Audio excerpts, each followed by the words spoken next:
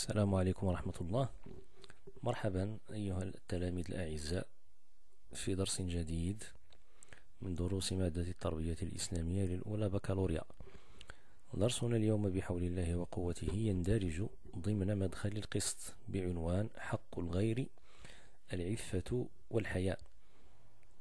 سبق وأن تعرفنا في أول درس من دروس القسط عن أقسام أو أنواع الحقوق في الإسلام، وقلنا إنها تنقسم إلى 3 أقسام: حق الغير، حق الله، وحق النفس. الحقوق في الإسلام 3 أقسام: حق الله، حق النفس، وحق الغير. وتحدثنا عن ميزتها وقلنا بأن هذه الحقوق ال3 ربانية المصدر، أي أنها كلها في مجملها راجعة إلى الله تبارك وتعالى. إذن درسنا بعنوان حق الغير، العفة والحياء. لذلك سنبدأ بتعريف العفة، وأقترح عليكم تعريفين 2 اختاروا منهما أي واحد تريدون. أول تعريف من تعاريف العفة أنها عبارة عن حصول حالة من الضبط والاستقامة في النفس تمتنع بها عن غلبة الشهوة، فتترفع عما لا يحل من المحرمات والفواحش.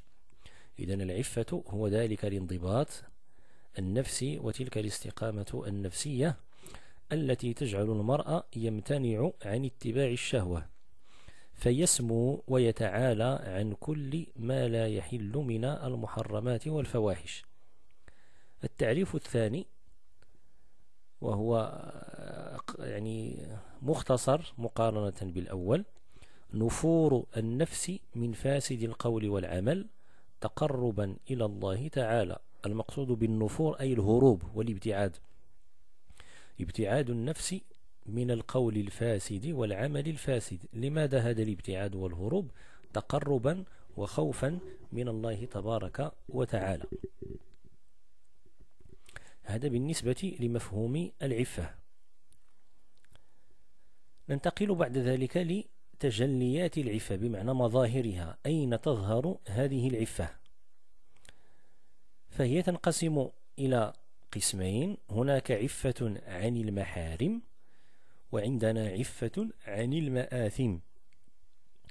بالنسبة للعفة عن المحارم يدخل في ذلك ضبط النفس، خصوصا ما يتعلق بشهوة الفرج، ضبطه عن الوقوع في الحرام.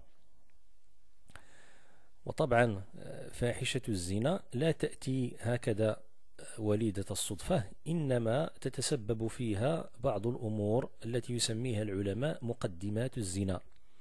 من ذلك النظر إلى العورة، عورة الرجل والمرأة، وكذلك الاختلاط المحرم بين الجنسين، ثم الخلوة بالمرأة الأجنبية التي ليست من محارم الإنسان، ثم المصافحة وإلى آخره من الأمور التي تعتبر من مسببات الفاحشة.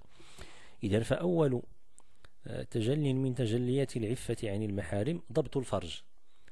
التجلي الثاني وهو كف اللسان وحبسه عن الحديث في أعراض الناس كالغيبة والنميمة وما إلى ذلك. وطبعا النبي عليه الصلاة والسلام أشار إلى هذين الأمرين في حديثه الصحيح حينما قال: من يضمن لي ما بين لحييه، يقصد اللسان، وما بين فخذيه، يقصد الفرج، من يضمن لي ما بين لحييه وما بين فخذيه أضمن له الجنة.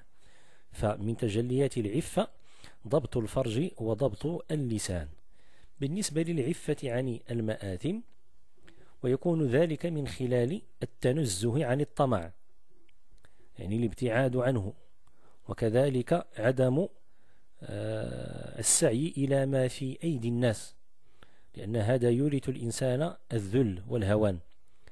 وصيانة النفس بالعمل الصالح، سواء كان هذا العمل ماديا أو معنويا، ثم طلب الحلال وعدم التذلل والخضوع للآخرين. فهذه كلها تجليات من تجليات العفة عن المآثم. ننتقل وإياكم بعد ذلك لمفهوم الحياء. هنا أيضا سنذكر مفهومين اثنين. أولهما باختصار: الحياء هو انقباض النفس عن القبائح. نقول انقباض النفس بمعنى شعورها بنوع من الضيق حينما ترى القبائح. نقول فلان نفسه منقبضة بمعنى أنها ضاقت من شيء ما. إذن فالحياء هو انقباض النفس عن القبائح والفزع منها. لماذا؟ خوفا من الله ومحبة وتعظيما له. التعريف الثاني: يعرف الحياء بأنه خلق يبعث على ترك القبيح ويمنع من التقصير في حق ذي الحق. وقد مر تعريف آخر في درس عثمان رضي الله عنه، وهو قولنا أن الحياء صفة تمنع صاحبها من الوقوع في كل ما حرمه الله تعالى. فبالتالي فالتعريفان لا يتعارضان أبدا. النقطة الموالية وهي تجليات الحياء. كما أن للعفة تجليات فكذلك فإن للحياء تجليات نجملها فيما يلي. أولا الحشمة والوقار، فصاحب الحياء تجد عنده حشمة وتجد عنده وقارا. ثم لسانه لا ينطق إلا بالقول الحسن. ثم من تجليات الحياء كذلك ستر الجسد، خصوصا بالنسبة للمرأة، يعني الستر وعدم التبرج وإظهار العورة أمام الغير. ومن تجليات الحياء كذلك الصدق وعزة النفس وغض البصر، يعني تجليته كثيرة جدا. لماذا؟ لأن الحياء كما نقول هو أم القيم. فإذا كان في الإنسان خلق الحياء فإنه يثمر باقي القيم كالصدق والأمانة وغض البصر وإلى آخره. فبالتالي أم القيم تعتبر هي قيمة الحياء. ثم ننتقل وإياكم على عجل إلى أقسام الحياء. فكما أن العفة تنقسم إلى قسمين كما ذكرنا، العفة عن المحارم والعفة عن المآثم، فكذلك الحياء بدوره ينقسم إلى قسمين. أولهما الحياء الفطري. وحينما نقول هذا شيء فطري بمعنى أنه يولد معه الإنسان أو يولد به. فالحياء الفطري هو الحياء الغريزي الذي نولد معه جميعا، ويمكن أن نمثل له بستر العورة أمام الغير. فالإنسان كيفما كان ذكرا أو أنثى، مسلما أو غير مسلم، في الأصل اللهم إلا إذا مسخت فطرته فإنه يستر عورته أمام الغير. وفي هذا يقول الله تبارك وتعالى في قصة آدم وحواء عليهما السلام، قال تعالى: فلما ذاقا الشجرة بدت لهما سوآتهما، يعني العورة، وطفقا يخصفان عليهما من ورق الجنة، بمعنى سارعا إلى جمع أوراق الأشجار في الجنة من أجل تغطية عورتهما. إذن هذا أول نوع وهو الحياء الفطري. النوع الثاني أو القسم الثاني وهو الحياء المكتسب.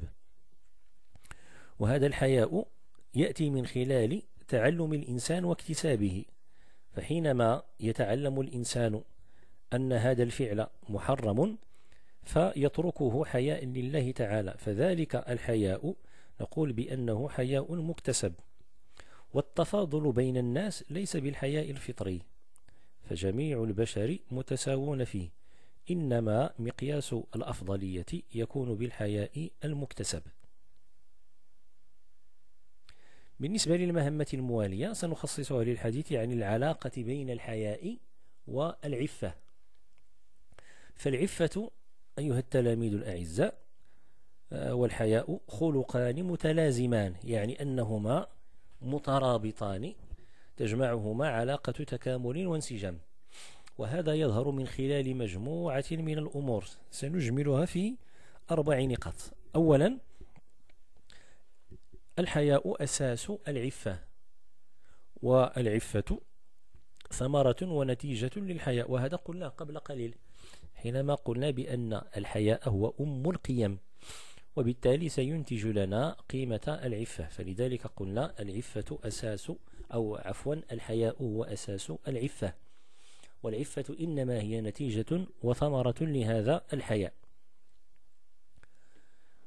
ثم نقول بأنه لا حياء بدون عفة، ولا عفة بدون حياء، فوجود أحدهما يستلزم وجود الآخر. ثم مما يظهر أو وجه الترابط بينهما أنه كلما اشتد حياء المرء كلما زادت عفته، والعكس، بمعنى كلما قل حياء المرء كلما قلت عفته. ثم إن الحياء جالب للخير لأنه أصل القيم، وبالتالي تكون العفة تأكيدا لهذا الخير. النقطة الموالية إن شئتم نتحدث فيها عن آثار العفة والحياء سواء على مستوى الفرد أو على مستوى المجتمع. فبالنسبة للفرد فمن تحلى بخلقي العفة والحياء فإنه ينال رضا ربه تبارك وتعالى ويفوز يوم لقائه بجنته. ومن آثارهما كذلك نيل احترام الناس وكسب ثقتهم. لماذا؟ لأن هذا فرع عن الأول، فمن رضي الله عنه أحبه، ومن أحبه الله تبارك وتعالى ألقى محبة الناس أو محبته في قلوب الناس فيحترمه الجميع ويكسب ثقتهم. ثم إن من آثارهما كذلك تحقيق عزة النفس والكرامة، ومن أعظم آثارهما ضبط النفس وعدم اتباع الشهوات كما جاء في تعريف العفة والحياء. ثم إنهما يحققان لصاحبهما توازنا نفسيا وصحة نفسية. أما بالنسبة لفوائدهما على المجتمع فمن أهم تلك الفوائد وقاية المجتمع من تفشي الفواحش، فللأسف صرنا نرى كثرة الفواحش في مجتمعنا، والسبب في ذلك إضافة إلى أسباب أخرى انعدام العفة والحياء. فمتى تحلى الأفراد بالعفة والحياء إلا وأثمر ذلك وقاية المجتمع من تفشي الفواحش.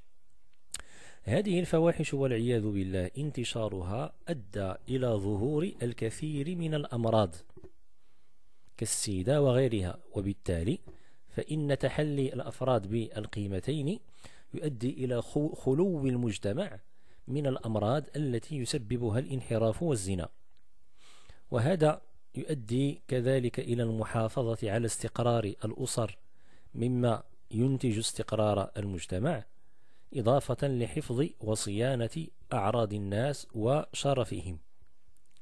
آخر نقطة أيها التلاميذ الأعزاء وهو ما يتعلق بربط الدرس بسورة يوسف. طبعا رأينا سابقا ما يتعلق بحياء سيدنا يوسف حينما راودته امرأة العزيز،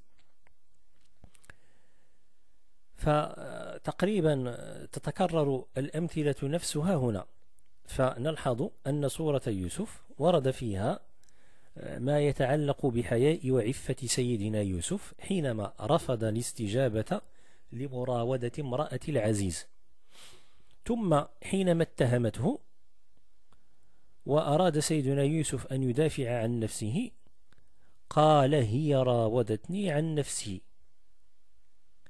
وهنا خلق عجيب من أخلاق سيدنا يوسف، حينما قال هي راودتني عن نفسي، كلمة هي عادة تستعمل كضمير للغائب، وامرأة العزيز ليست غائبة، كانت حاضرة، لكن حياء سيدنا يوسف منها وحياؤه من العزيز جعله لم يقدر على التوجه لها بالخطاب المباشر فاستعمل ضمير الغائب.